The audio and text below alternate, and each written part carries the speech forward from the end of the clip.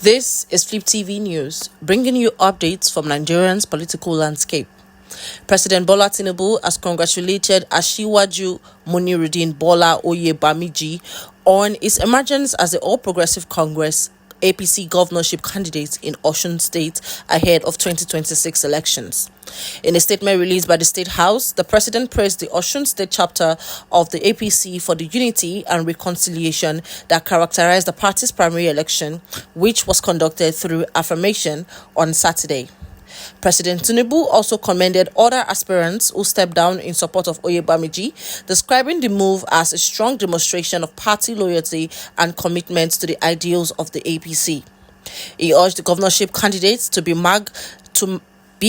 magnanimous in victory by embracing all party leaders and former aspirants, stressing the importance of inclusivity and cohesion as the party prepares for the next phase of electoral process.